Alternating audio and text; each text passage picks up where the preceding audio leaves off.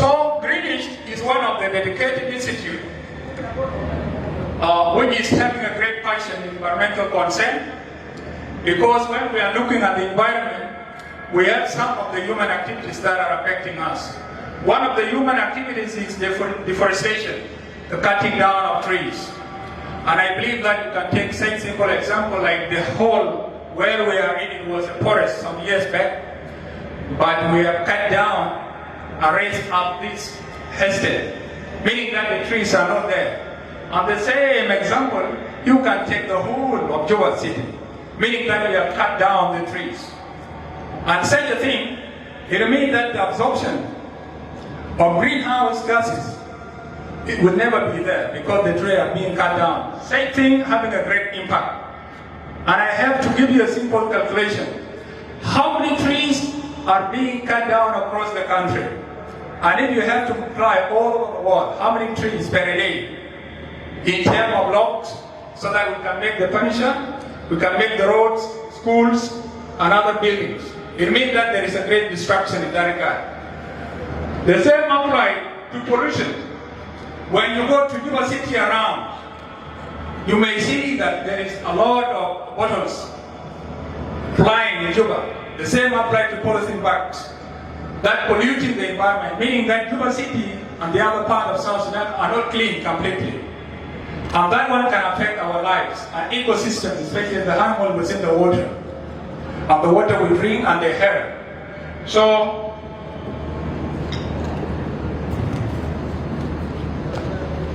it means that this concern is the reason why the Greenwich has also established this institute, so that we can deal with pollution, we can deal with deforestation, and we can deal with land use and overgrazing.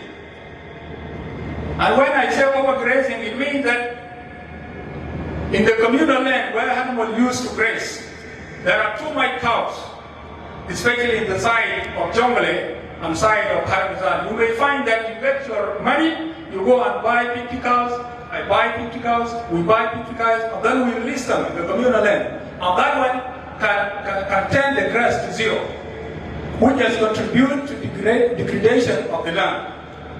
Therefore, it is a threat to the environment, and that is why we are here. The other one is that the biodiversity conservation, which is a major factor.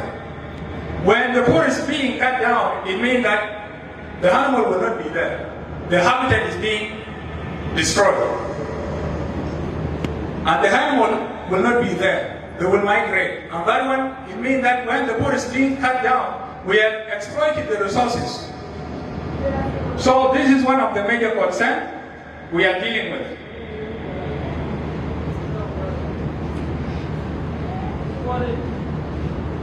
So, with this background, the Greenwich is being formed, at least for this planetary crisis, the climate change, and then the biodiversity loss and pollution, so that we can solve this problem. And for us to do this, we cannot achieve them in isolation, but we can achieve in collaboration. That is why you are here. You have been seeing this on social media and up to today. It is because you are also part of this. So together we will solve this. The other thing is that the thing that I have mentioned, it means that there is interconnectedness between life and people. We are depending on plant, the plant also depending on the soil, especially on water. All of us are depending on them, on the animal. Therefore, we must take care of them. So that is the background to say that Greenwich is formed simply because to solve the issue of climate change and the pollution and biodiversity loss and other major issues regarding the environment. So our vision is that we have to create a South Sudan where people and nation thrive together. What do we mean? We cannot cut down the trees, we cannot pollute the environment, we cannot pollute the air through the burnings of some waste materials, but we can maintain them so that we have clean air, we have good soil so that our plant can grow, and we have also the clean water so that we cannot pollute. That is the vision. And the mission is that we have to protect South Sudan natural heritage. Could be the forest, could be animal, could be the mountains, or any other thing within the country. So, and the goal is that we have to enhance climate resilient initiative. When I say climate resilient initiative, something to do with planting of trees, something to do with waste management, something to do with biodiversity conservation. This is what we call climate resilient initiative. So that anything you are doing so that it can mitigate the climate, these are the initiatives. And that is why we are here.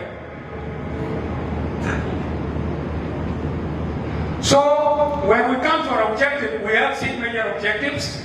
One of the objectives is that sustainable environmental practice to mitigate impact of climate change through awareness. The reason why we are here is that we are trying to aware the public that climate change is a threat.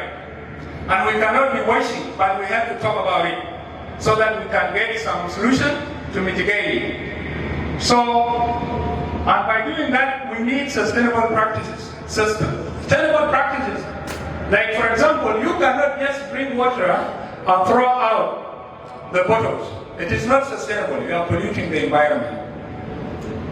So the other one is that you cannot burn the waste. Because when you burn the waste, you are releasing the smoke into the atmosphere. And that one will cause some respiratory disease. So this is one of the initiatives. The third one is the partnership. We say that we cannot work alone. We can work in collaboration with other people, like the media, and then the other people who are here. Could be government, could be NGOs, could be business community, so that we can achieve the common goal. Otherwise, one institution cannot achieve. Even you alone, you cannot achieve what you want if you are working in isolation. But in collaboration with others, you can succeed. That is the goal number 2. The other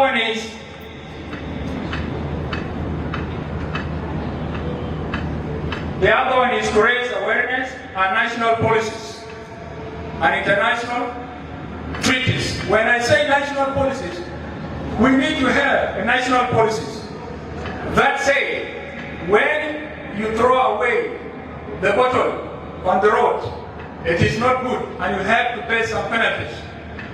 We have to set up a national policy, or to advocate a national policy that say don't cut down the trees. We have a national policy that could say we have to protect the biodiversity. So this is one of the things. And when we talk about national treaties, we say international agreement, like the one of Japan, Kyoto Agreement. It talks about tree plantings, and the Paris Agreement, which say that we have to reduce the climate change from 2.5 to 1 point something or 2 point something, as Digi put it before. Because when the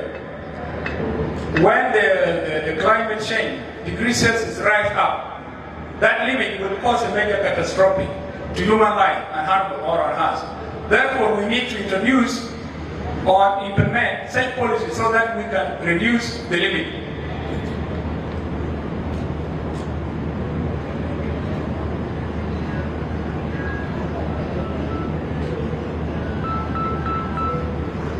So the other one is we have to promote the waste management and then the agricultural, sustainable agriculture for food sovereignty.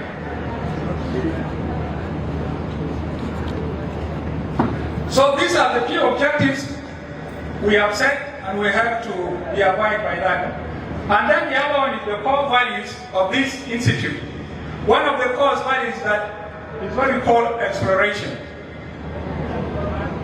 When we talk about exploration, it means that we have to search the solution in regard to the practical problems.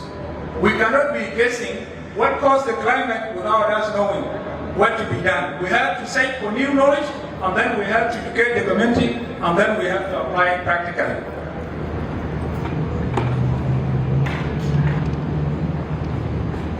The other value is the research and advocacy.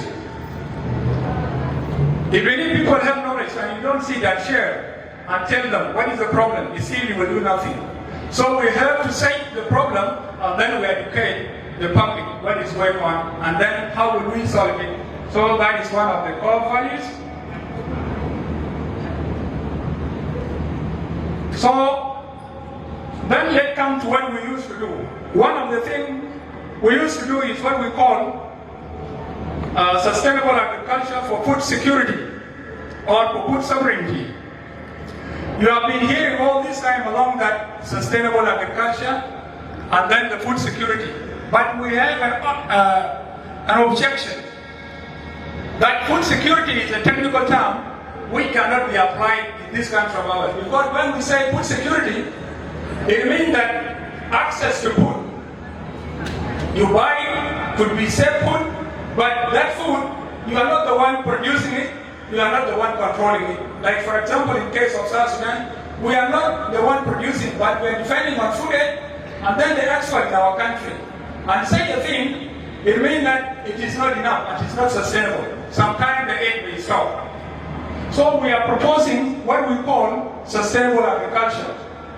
The sustainable agriculture meaning that we cannot exploit the resources of the present moment at the expenses of the next generation. But we have to exploit the resources and we have to sustain them so that the next generation will get the resources so that we will not exploit them. That is what we call sustainable agriculture. Another thing regarding sustainable agriculture is that you reduce the pollution. The other one is that you have to improve the soil health.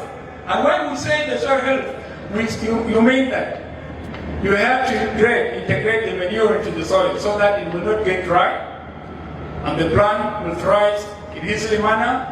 But when you are just cultivating without improving the soil health, it is a waste of time because the crop will not grow well. So sustainable agriculture is also one of the factors. And then the proposed one is that we say the food sovereignty. When we say the food sovereignty, we mean that the food should be localized at local levels, at community levels. Like at the case of South Sudan here, when I could think, this number of people, all of us who used to buy the food in the market, not even at home, meaning that we never used to cultivate, if I'm not mistaken.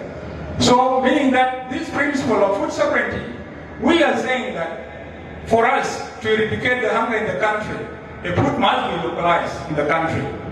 Like for example, when you go to the side of Upper Nile, they used to cultivate what we call the cereal, and that cereal there is a type of local food called walwal.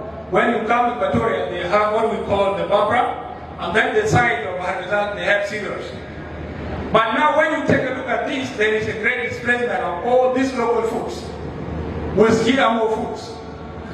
The food that has been prepared over the course of 10 years back and is still up to now. Meaning that such food are not healthy. So for us to have healthy food, we have to produce food locally. And to produce it locally, farmers must be supported by the government instead of depending on foreign aids or export. Then it means that it is not sustainable. So the other one is that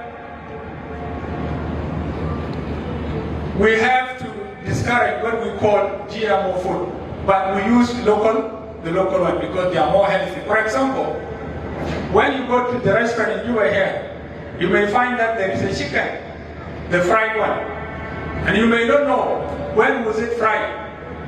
Compared to the live chicken that you could go to the village and then you shell it, and then you can it and then you salt it. Which one is healthy between the two? I'm quite sure the local chicken is better than that and is more healthy. And this could be the reason why there are a lot of issues regarding some of the common diseases like ulcer. It is because we are using GMO food. So this is one of the things. The other one is the waste management. Waste management is a great serious threat in Juba here and across South Sudan. Because when you are looking around the country here, you may find that there is a lot of waste. And this waste is being generated by human activities. One of the human activities is that you used to drink water and then there is a bottle. You throw it. One of the human activities is that you get waste within the office through papers, newspapers, magazines, even the cardboards. Not only that, there is organic waste resulting from the restaurant, and same things are being thrown alongside the roads. Meaning that for us to have a healthy country, we have to minimize safe practices. The other one is that there could be also what we call a type of waste. Waste could be liquid, like when you go to the garage, you may find that the oil, the engine oils, is being just poured down on the floor, and that one is being washed into the rivers because it is not controllable. The same applies in medical waste. So you could think, how many ways do we use to generate waste? And that one is affecting us. The other one is that the beverage. There are some people who used to drink wine, share. You drink wine, you throw away the bottles. You are polluting the environment. The same applies even some beverage like this Pepsi that we have on our table here. If we will not clean this place, we will find that it is all messy. And it will affect us in one way or another. So what we propose is that we propose a solution that there must be an integrated waste management in Juba or across the country. And one is should be the reducing of waste and recycling. Like for example, when you buy this bottle, it can be recycled, you cannot just throw it away. Maybe you can get a bin where you put it, and then people will reuse it again. But throwing it, we will pollute the environment. So the solution in that regard, we say that recycling is one of the measures to be used here. The other one is that we have to engage the community. Community including us, all of us here. I'm really surprised to understand that in Juba here, it is only the companies who are engaging in waste management, but the community are not even cleaning. You may find that someone is in his own house with family, and there is a lot of grass within the compound, and even around the yard. Meaning that we are not clean even. So we are engaging the community so that at every week, especially weekend, people have to clean, you yourself and your family. You have to clean the environment and then the yard of your house, and between you and your neighbor. But that is not the case in Juba here.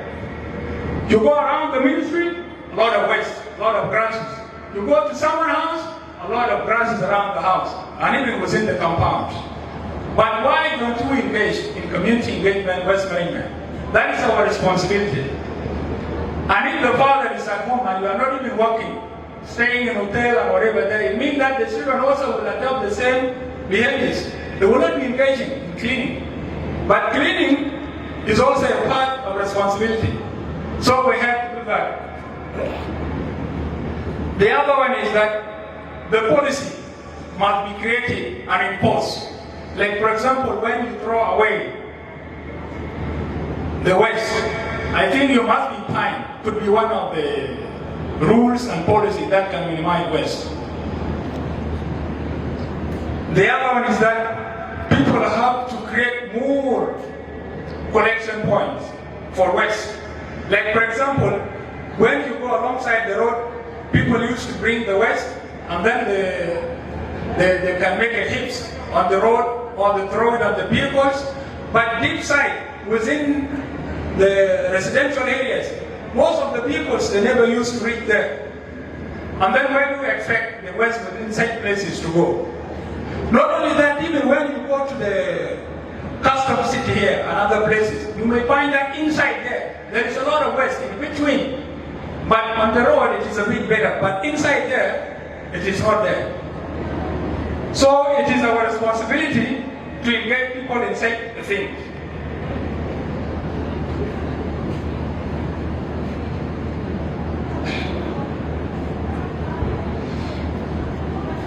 So the other one is the biodiversity conservation. I think we said before that biodiversity means the existence of life in different forms. There is human beings, there are plants, there are animals, and even insects. all of them can contribute to climate. But you may find that when we are cutting down the tree or polluting the environment, the habitat is being destroyed. And the animals within that place may migrate or they may die. In the case of water, if we release the chemicals or the waste in the water, then the habitats, animals, may also get poisoned and they will die. So we are saying that biodiversity pollution is very important. Why? Because it can provide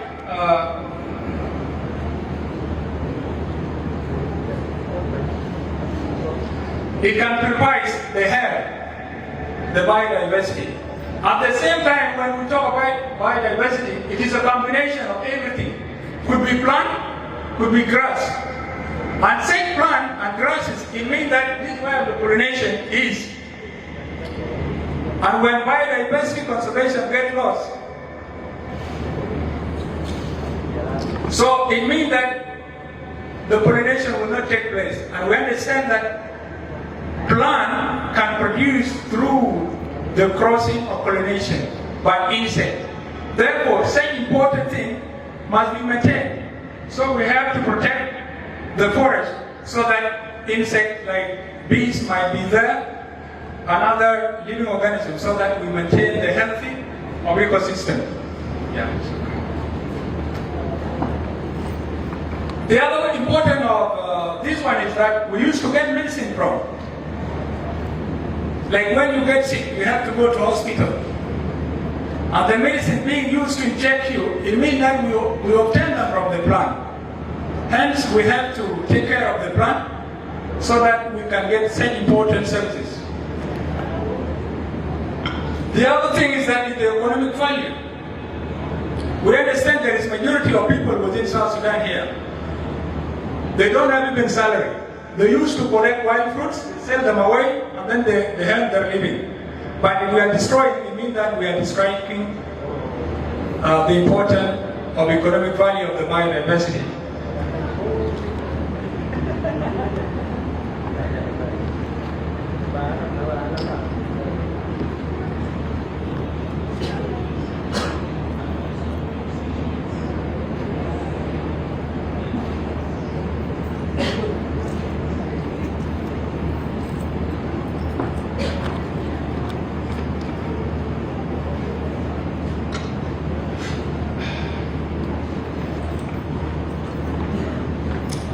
So the major challenge regarding biodiversity is that there is destruction of habitat through cities.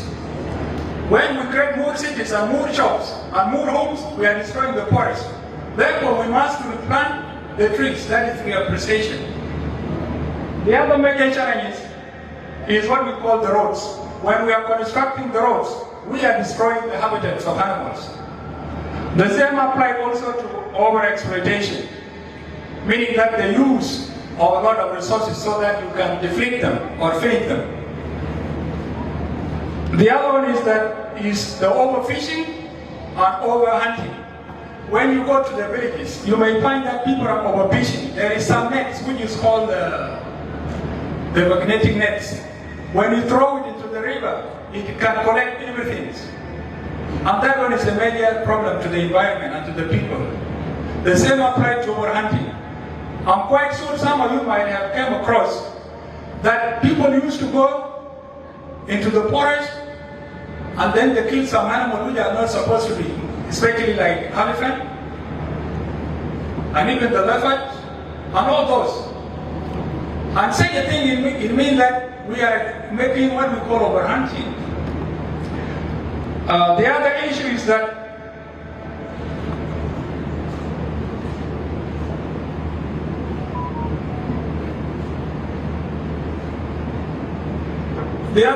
that there is lack of enforcement of laws. If people are killing animals in the forest, they are cutting down trees. There is no law. There are laws, but they are not being enforced. And if it is not being enforced, then it means that there will be destruction of biodiversity. And therefore, we are advocating for such activities to be minimized. And rule of laws must take its course. So what can we do about this one? The solution is that we have to integrate what we call sustainability. Sustainability means you cannot over-exploit the resources of today without anything left to the future generation. We have to eat the resources of today, and then we leave the others so that they will get when they come. Like for example, when people are killing elephants, it means that the future generation will not see the elephants. When you are cutting trees, it means that the future generation will not see some species of trees in the future. So what can we do? We have to integrate a principle called sustainability that says eat and eat what the future generation will eat also. But don't finish or don't exploit. That is one of the solutions.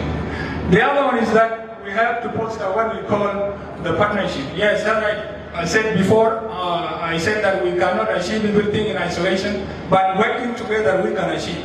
We have to work together so that we can achieve same goals. The other one is that we have to integrate what we call interdisciplinary programs. When you are a pastor, you need not to have that knowledge alone. You need to integrate other knowledge like science, other knowledge like anthropology, and all those, so that you can know the interdependency between the living organism and the environment. And then also when you are a doctor, you should not be just focusing on people, but you also need your relationship with the environment, because this is where your food comes from. The same applies also when you are a politician. You should not be focusing on politics without putting consideration the importance of the environment. So in this regard, we are saying that interdisciplinary knowledge matters. Knowledge of science, knowledge of social sciences, and then knowledge of religions, and then the knowledge of local culture, and then we integrate, then we will protect the environment. Otherwise, if we are just focusing on one area, then we are killing the environment.